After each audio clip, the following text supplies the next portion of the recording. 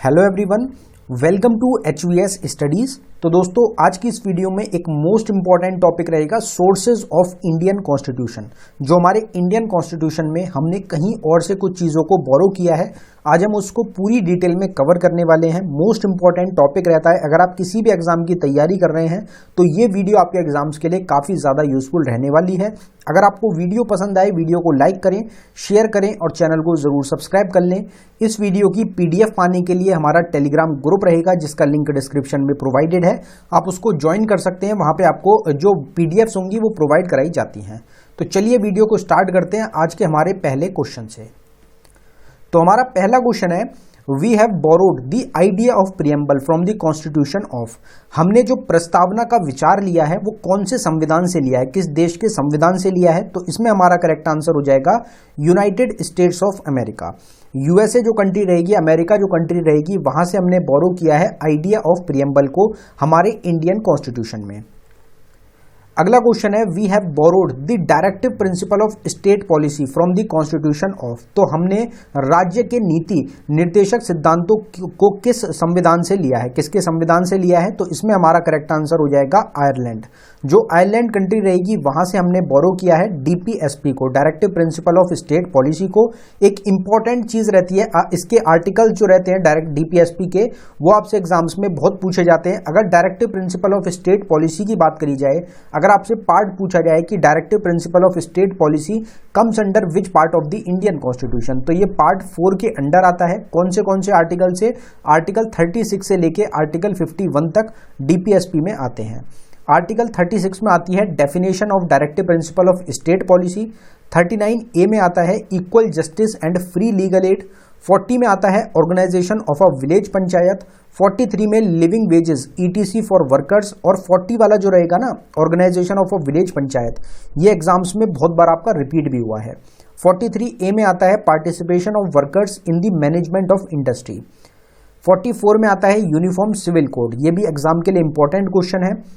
45 में रहेगा provision for free and compulsory education for children. 46 में promotion of educational economical interest of SC ST and OBC।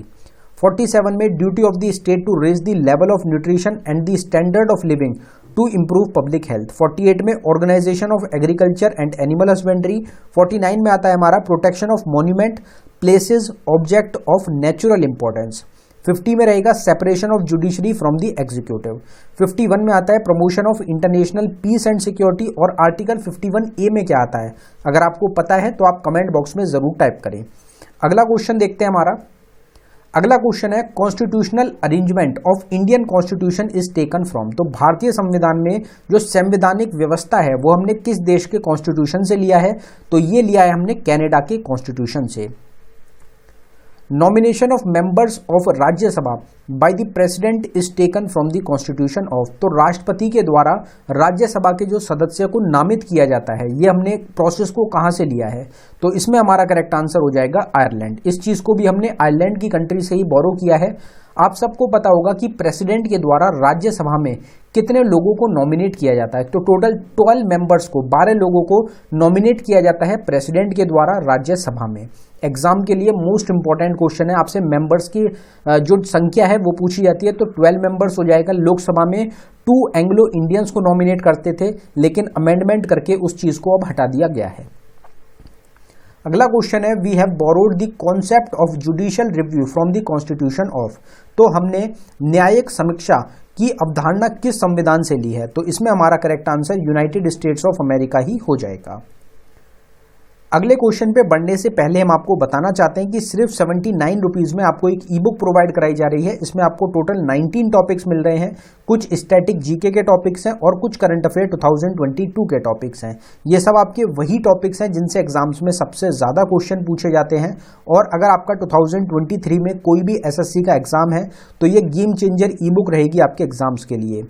ये ई book available कराई गई है बाइलिंगुअल लैंग्वेज में, हिंदी और इंग्लिश दोनों में आपको क्वेश्चंस मिलेंगे। अगर आप इंटरेस्टेड हो, लिंक डिस्क्रिप्शन में है, आप डिस्क्रिप्शन में जाके इस ई बुक को बाय कर सकते हैं। अगर आपको डाउनलोडिंग में कुछ भी इशू आता है तो नीचे हमारी जीमेल आईडी है, आप इस पर हमको डायरेक्टली मेल कर सकते हैं। अगला क्वेश्चन है हमारा, we have borrowed the fundamental duties from the constitution of. तो हमने मौलिक कर्तव्य को किस देश के संविधान से उधार लिया है? तो इसमें हमारा करेक्ट आंसर यूएसएसआर हो जाएगा, यानी कि प्रेजेंट टाइम में रशिया जो है वहां से हमने फंडामेंटल ड्यूटीज को बोरो किया है। मोस्ट इंपॉर्टेंट क्वेश्चन है आपके एग्जाम्स के लिए, बहुत बार रिपीट हो चुका है। अगर फंडामेंटल ड्यूटीज की बात करें तो सारे पॉइंट्स एग्जाम्स के लिए इंपॉर्टेंट हैं। कहां से बोरो किया है हमने? तो यूएसएसआर यानी कि रशिया से बोरो किया है। कौन से आर्टिकल में आती हैं फंडामेंटल ड्यूटीज? अभी हमने आपसे पीछे ही पूछा था। हम उम्मीद करते हैं कि आप सबने अभी तक कमेंट बॉक्स में टाइप कर दिया होगा। तो आर्टिकल 51A का क्वेश्चन जो था उसमें फंडामेंटल ड्यूटीज के अंडर आती हैं आपकी 51A में। कौन सा पार्ट रहेगा? तो पार्ट 4A रहेगा। 4 हमारा किससे है? Directive principle of state policy से, और 4A में आती है हमारी फंडामेंटल ड्यूटीज। स्टार्टिंग में 10 फंडामेंटल ड्यूटीज को ऐड किया गया था 42nd अमेंडमेंट एक्ट ऑफ 1976 के थ्रू। उसके बाद एक और अमेंडमेंट किया गया हमारे कॉन्स्टिट्यूशन में 11th फंडामेंटल ड्यूटी को ऐड करने के लिए, जो कि रहेगा 86th अमेंडमेंट एक्ट ऑफ 2002। अभी प्रेजेंट टाइम में टोटल 11 फंडामेंटल ड्यूटीज है हमारे इंडियन कॉन्स्टिट्यूशन में। आपसे एग्जाम में ये भी पूछा जाता है कि 11 फंडामेंटल ड्यूटी को कौन से ईयर में ऐड किया गया था? तो उसमें आपका 2002 करेक्ट आंसर हो जाएगा। कौन सी कमिटी रहेगी जिसने प्रपोज किया था ऐड करने के लिए फंडामेंटल ड्यूटी को? तो वो थी आपकी स्वर्ण सिंह कमेटी। किसके रिकमेंडेशन पे फंडामेंटल ड्यूटीज लाई गई? तो वो स्वर्ण सिंह कमेटी आपकी हो जाएगी। अगला क्वेश्चन है, we have borrowed the parliamentary system of government from the constitution of. तो हमने सरकार की संसदीय प्रणाली का जो सिस्टम है उसको हमने कहां से बोरो किया है? तो इसमें हमारा करेक्ट आंसर ब्रिटिश कॉन्स्टिट्यूशन से हो जाएगा। We have borrowed the concept of liberty, equality and fraternity from the constitution of. तो हमने स्वतंत्रता, समानता और बंधुत्व की अवधारणा को कहां से लिया है? तो ये लिया है हमने फ्रांस के कॉन्स्टिट्यूशन से। ये क्वेश्चन भी एग्जाम्स के लिए एक इंपॉर्टेंट क्वेश्चन होता है। Which country started the provision of written constitution? तो लिखित संविधान का जो प्रावधान है ये कौन से देश के द्वारा प्रारंभ किया गया? तो अमेरिका इसमें आपका करेक्ट आंसर हो जाएगा। अमेरिका ने स्टार्ट किया था रिटन कॉन्स्टिट्यूशन का प्रोविजन। अगर आपसे पूछा जाए कि सबसे जो लेंदी रिटन कॉन्स्टिट्यूशन है वो कौन से देश का है? तो उसमें आपका इंडिया करेक्ट आंसर हो जाएगा। इंडिया का सबसे लेंदी, सबसे बड़ा रिटन कॉन्स्टिट्यूशन हो जाएगा। We have borrowed the amendment process from the constitution of. तो हमने संविधान से संशोधन प्रक्रिया कहां से उधार ली है? तो आप सबको पता है अमेंडमेंट करके ही चेंजेस लाए जाते हैं इंडियन कॉन्स्टिट्यूशन में। तो अमेंडमेंट का जो प्रोसेस है ये हमने कहां से लिया है? तो ये हमने लिया है साउथ अफ्रीका से। और ये क्वेश्चन भी आपके एग्जाम्स के लिए काफी ज्यादा इंपॉर्टेंट क्वेश्चन रहता है। अगर पार्ट की बात करी जाए, पार्ट 20 में आता है हमारा अमेंडमेंट ऑफ कॉन्स्टिट्यूशन, जो कि रहेगा आर्टिकल 368 में। आर्टिकल 368 में पावर ऑफ पार्लियामेंट आती है जो अमेंड करती है कॉन्स्टिट्यूशन को। तो यहां पे ये पता चल गया कि अमेंडमेंट किसके द्वारा किया जाता है? तो पार्लियामेंट के द्वारा किया जाता है अमेंडमेंट इंडियन कॉन्स्टिट्यूशन में। अगला क्वेश्चन है, in India's political system which of the following is on the top? Bharat की राजनीति व्यवस्था में निम्नलिखित में से कौन शीर्ष पर है? तो वो आपका रहेगा कॉन्स्टिट्यूशन। इंडिया में सबसे ऊपर क्या आता है? तो हमारा कॉन्स्टिट्यूशन सबसे ऊपर आता है। We have borrowed the concurrent list from the constitution of. तो हमने समवर्ती सूची कहां से उधार ली है? तो ये लिया है हमने ऑस्ट्रेलिया के कॉन्स्टिट्यूशन से। अब आप सबको पता होगा कि टोटल 3 टाइप की हमारी लिस्ट होती हैं। एक होती है स्टेट लिस्ट, एक होती है यूनियन लिस्ट और एक होती है कॉन्करेंट लिस्ट। ये हमारी कौन से शेड्यूल में बताई गई हैं? तो जो 7th शेड्यूल है इंडियन कॉन्स्टिट्यूशन का, वहां पे बताया गया है कि ये 3 टाइप की हमारी लिस्ट होती है। अगर हम यहाँ पे लिस्ट की बात करें, इसमें डिवीजन होता है आपका पावर्स का।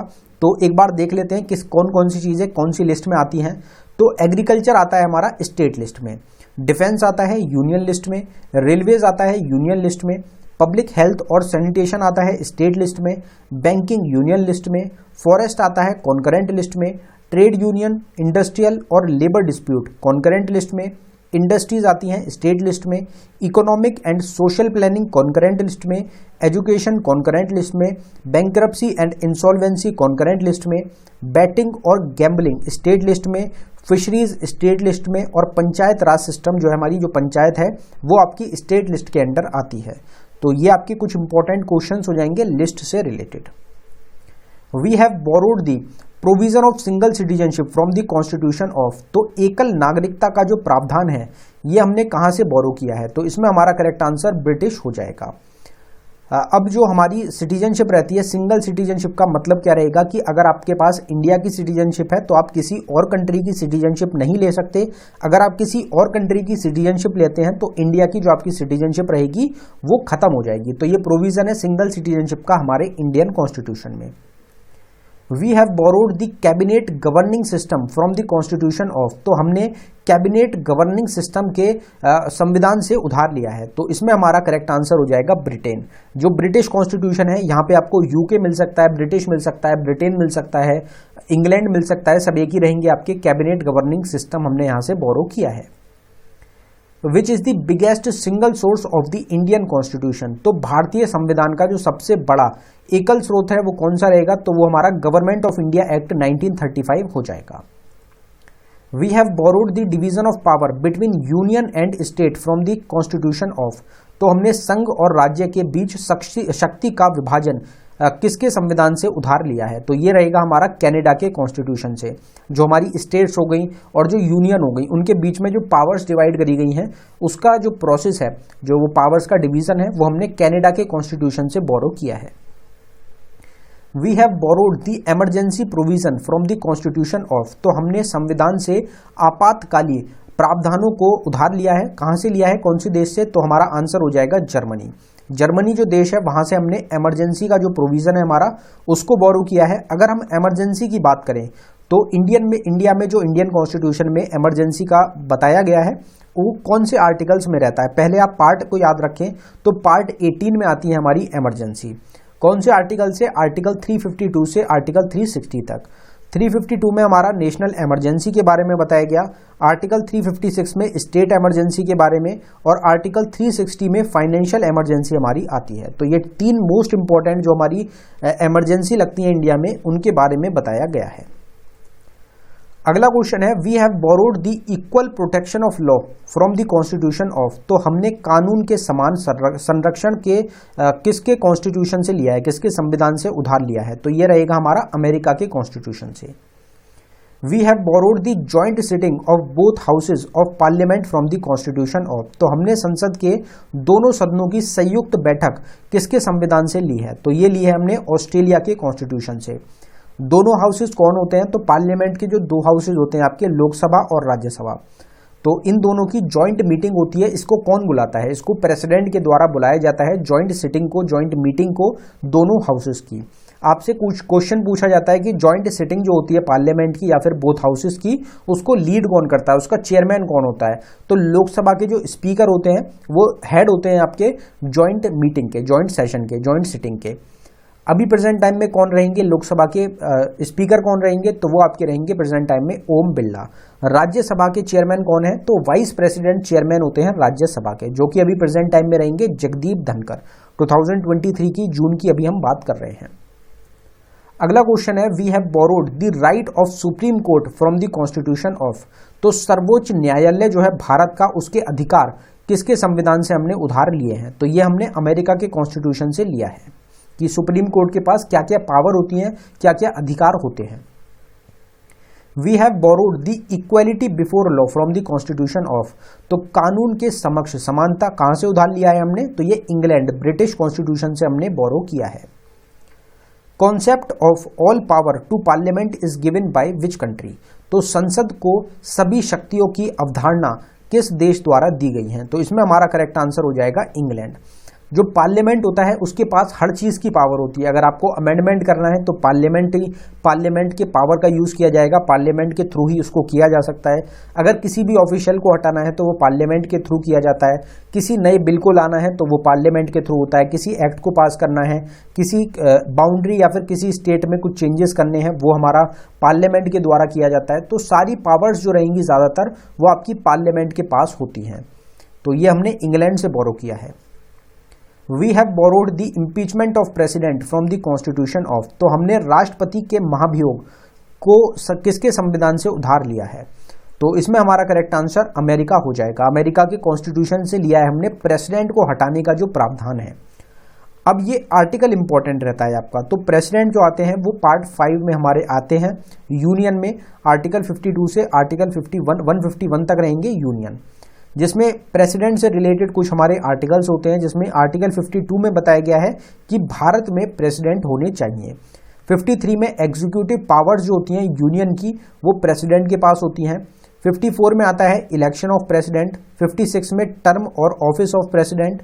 60 में ओथ और एफर्मेशन बाय द प्रेसिडेंट। 61 में जो हमारा क्वेश्चन है इम्पीचमेंट प्रोसेस ऑफ प्रेसिडेंट। 63 में आते हैं वाइस प्रेसिडेंट ऑफ इंडिया और 64 में vice president ex officio chairman होते हैं काउंसिल ऑफ स्टेट के, मतलब राज्यसभा के। अभी हमने पीछे ही कवर किया था, जगदीप धनखड़ राज्यसभा के एक्स ऑफिशियो चेयरमैन है प्रेजेंट टाइम में, क्योंकि वो वाइस प्रेसिडेंट भी हैं इंडिया के।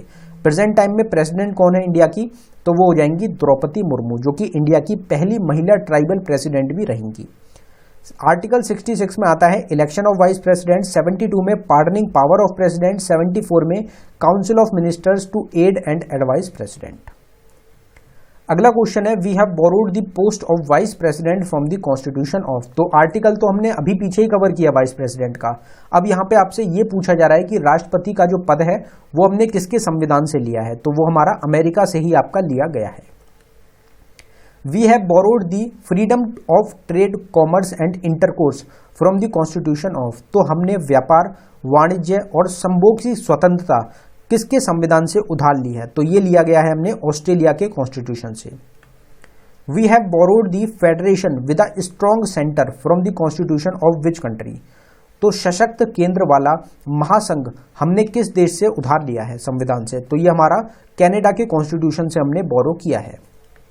We have borrowed the appointment of state governors by the center from the constitution of which country। तो हमने केंद्र द्वारा राज्य के राज्यपालों की नियुक्ति किस देश के संविधान से उधार ली है, तो ये लिया है हमने कनाडा के कॉन्स्टिट्यूशन से।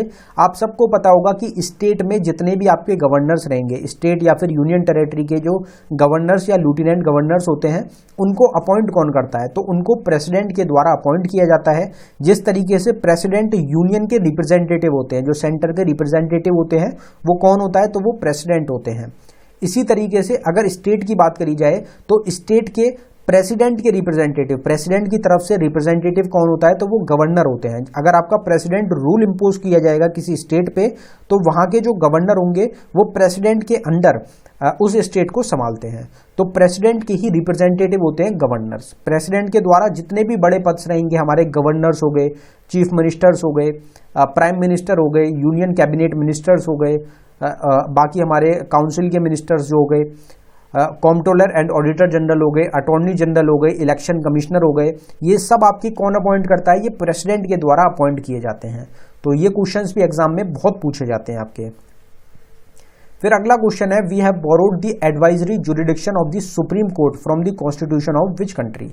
तो हमने सर्वोच्च न्यायालय के सलाहकार क्षेत्राधिकार को किस देश से उधार लिया है, तो इसमें हमारा करेक्ट आंसर कनाडा ही हो जाएगा। सुप्रीम कोर्ट की अभी हमने पीछे भी कवर किया था, सेम क्वेश्चन को घुमा के आपसे यहाँ पे पूछ लिया गया। We have borrowed the procedure establishment by law from the constitution of which country. तो कानून द्वारा स्थापित प्रक्रिया को हमने कहां से बोरो किया है, तो ये हमने किया है जापान के कॉन्स्टिट्यूशन से। जापान से एक ही इंपॉर्टेंट रहता है आपका प्रोसीजर एस्टैब्लिशमेंट बाय लॉ, तो ये एक पॉइंट रहेगा जो आपको जापान से याद रखना है। We have borrowed the method of election of the president from the constitution of which country. तो राष्ट्रपति के निर्वाचन की विधि, जो प्रेसिडेंट के इलेक्शन का मेथड होता है, उसको हमने कौन से देश के संविधान से उधार लिया है, तो ये लिया है हमने आयरलैंड के कॉन्स्टिट्यूशन से। We have borrowed the ideals of justice, जिसमें हमारा सोशल, इकोनॉमिक और पॉलिटिकल रहेगा, ये हमने प्रियम्बल में, इन the preamble from the constitution of which country, तो इसमें हमारा करेक्ट आंसर हो जाएगा यूएसएसआर यानी कि Russia. We have borrowed the rule of law from the constitution of which country. तो कानून के शासन, ये तो रिपीट हो गया आपका क्वेश्चन, पीछे हमने कवर किया था, तो ये हमने यूके, ब्रिटेन के कॉन्स्टिट्यूशन से बोरो किया है। We have borrowed the legislative procedure from the constitution of which country. तो हमने विधायी प्रक्रिया को किस देश के संविधान से उधार लिया है, तो ये भी हमने यूनाइटेड किंगडम के कॉन्स्टिट्यूशन से ही बोरो किया है। We have borrowed the prerogative writs from the constitution of which country. तो हमने किस देश के संविधान से विशेषाधिकार जो लेख हैं उनको उधार लिया है। तो इसमें भी हमारा करेक्ट आंसर क्या होगा, यूनाइटेड किंगडम ही हो जाएगा, ब्रिटेन हो जाएगा। ब्रिटिश जो रहेंगे उनका काफ़ी टाइम तक रूल रहा है इंडिया के ऊपर, तो इसलिए काफ़ी सारे जो चीज़ें हमारे कॉन्स्टिट्यूशन में हमने ऐड की हैं वो कहाँ से की हैं, यूनाइटेड किंगडम से। अब यहाँ पे रिट्स की बात करी गई है, तो आप सबको पता होगा कि रिट्स की अगर हम बात करें तो टोटल 5 टाइप के रिट्स होते हैं हमारे इंडियन कॉन्स्टिट्यूशन में।